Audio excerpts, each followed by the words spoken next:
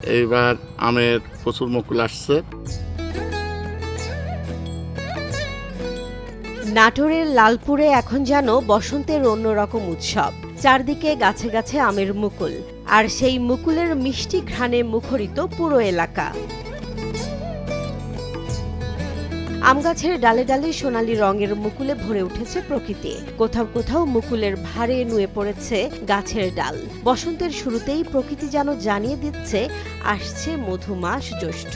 এবার আমের হয়তোবা প্রচুর ফলনও আসবে।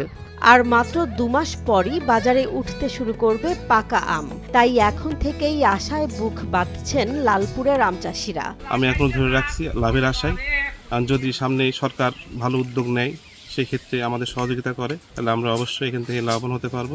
বাগান মালিকরা বলছেন আবহাওয়া অনুকূলে থাকলে এবছর আমের বাম্পার ফলন হতে পারে। সেই আশায় অনেকেই আগে ভাগেই বাগানের পরিচর্যা শুরু করেছেন। এবং সরকারের কাছে আমি উদ্যত্ত আহ্বান করতেছি যেন আমাদের আম চাষিদের দিকে নজর রাখে, যেন আমরা ভালোভাবে চাষ করতে পারি আম। তবে ভালো ফলনের আশার পাশাপাশি রয়েছে দুশ্চিন্তাও। চাষিদের অভিযোগ, প্রতি বছরই ন্যায্য দাম না পাওয়ার আশঙ্কা থাকে।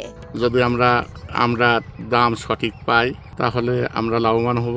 বেশ কয়েক বছর ভালো মুকুল আসছে, কিন্তু দাম না থাকায় এবং বাইরে বিক্রি করতে না পারার কারণে আমরা ক্ষতিগ্রস্ত হয়েছি এই বাগান থেকে। এবার এই বছর আশা করি অনেক ভালো আমাদের মুকুল আসছে এবং ভালো রেজাল্ট হবে, কিন্তু যদি আমরা এর সঠিক দাম না পাই এবং বাইরে বিক্রি করতে না পারি, রপ্তানি করতে না পারি, তাহলে আবারও ক্ষতিগ্রস্ত হব। কৃষি কর্মকর্তারা বলছেন আবহাওয়া অনুকূলে থাকলে এবার লালপুরে আমের বাম্পার ফলন হওয়ার সম্ভাবনা রয়েছে।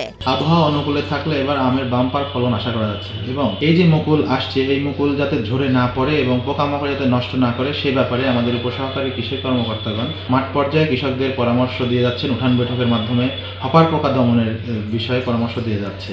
কৃষি বিভাগের তথ্য অনুযায়ী চলতি বছর লালপুর উপজেলায় প্রায় 1805 হেক্টর জমিতে আমের বাগান রয়েছে। এর মধ্যে প্রায় 70% গাছে ইতোমধ্যে মুকুল এসেছে। জেসমিন জাহান, নিউজ ডেস্ক, জনবাণী।